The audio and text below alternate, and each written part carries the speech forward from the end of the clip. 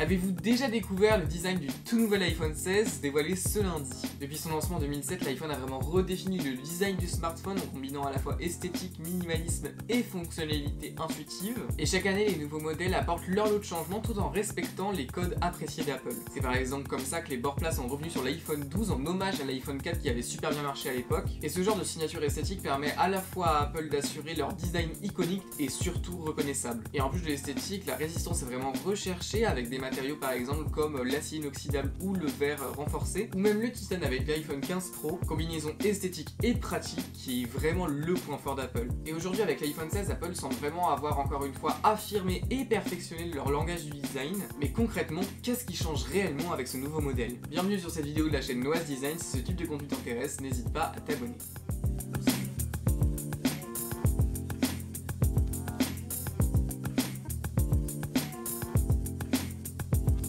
Alors premier des grands changements cette année, les boutons et les nouvelles commandes auxquelles il donne accès. Tout d'abord le bouton Action revient, introduit avec l'iPhone 15 Pro, qui est un raccourci bien pratique pour activer une fonctionnalité de notre choix. Mais bon, comme il n'est pas nouveau, on va rapidement passer dessus. La très grande nouveauté cette année, c'est le bouton de l'appareil photo. En fait, c'est un bouton tactile qui permet à la fois de prendre en photo, de zoomer, d'ajuster l'exposition, etc., la profondeur, et tout ça simplement en glissant le doigt. Donc ça, c'est vraiment une nouvelle commande très pratique, d'autant plus que l'intérêt est toujours grandissant par rapport aux appareils photo et aux caméras des téléphones, ce qui est d'ailleurs encore prouvé cette année.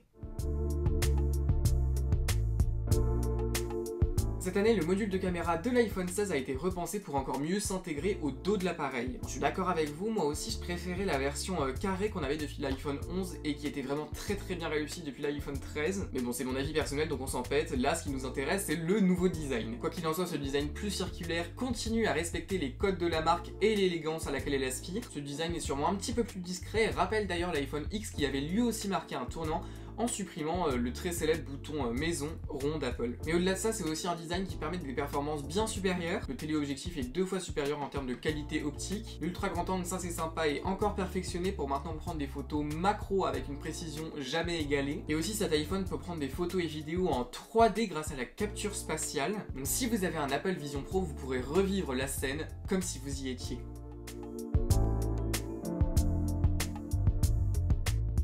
L'écran a lui aussi droit à quelques changements, même s'ils sont un petit peu moins visibles. Dans un premier temps, les bords sont toujours plus fins pour un écran toujours plus grand. Dynamic Island maximise encore le potentiel qu'offre ce plus grand écran, et Ceramic Shield a également été réétudié. Apple promet que leur verre est 2 fois plus résistant que sur les autres smartphones. D'ailleurs, les matériaux aussi promettent une résistance sans égale.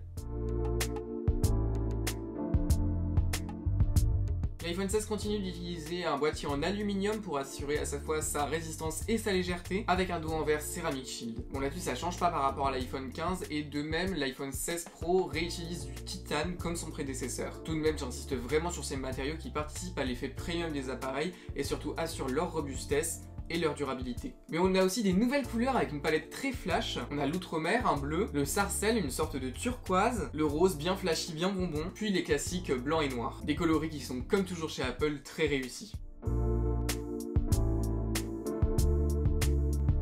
Pour l'iPhone 16, on reste sur du 6,1 pouces avec les mêmes dimensions que l'iPhone 15, soit 147,6 mm et 71,6 de large pour 7,8 mm d'épaisseur. Cependant, petit changement sur le poids, il perd 1 g pour arriver à 170 g. Autre petit changement qui est très discret mais qui fait vraiment la différence à l'utilisation. Déjà l'année dernière, les 15 présentaient des bords légèrement incurvés pour faciliter la prise en main qui était moins agréable sur les iPhones précédents. Et là, l'incurvation est encore un petit peu plus prononcée, ce qui est une très bonne nouvelle. Le design extérieur permet également au design intérieur d'être optimisé et de dissiper plus facilement la chaleur, ce qui améliorera les performances de cet iPhone 16 selon Apple. Bon, c'est bien beau, on blablate, mais qui sont ceux qui ont travaillé sur ces designs?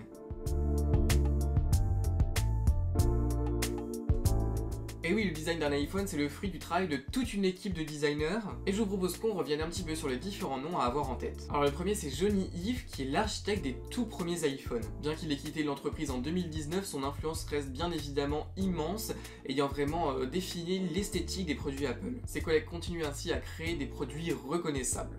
Evans Handke succède à Jony Ive en arrivant à la tête du département du design industriel d'Apple. Elle a comme ça supervisé la création des iPhone 12, 13 et 14 qui ont vraiment tous été une réussite. Et bien qu'elle aussi ait annoncé son départ en 2023, il est très fort probable qu'elle ait travaillé sur les 15 et les 16. Son approche du design chez Apple est vraiment intéressante puisqu'en effet elle arrive à la fois à respecter l'identité de la marque, simplicité, élégance et fonctionnalité, tout en la modernisant et en explorant de nouveaux éléments, le Dynamic Island avec le 14 Pro ou bien même le Titan avec le 15 Pro. Donc son travail est vraiment déterminant dans la création des iPhones.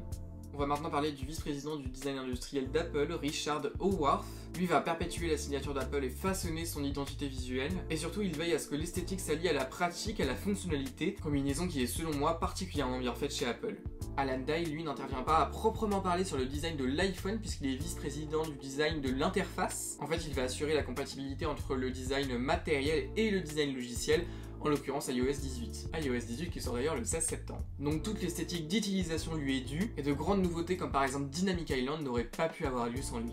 Mais surtout ce qu'il ne faut pas oublier, ce sont toutes les équipes qui assurent la collaboration entre à la fois l'esthétique, l'ergonomie et les performances.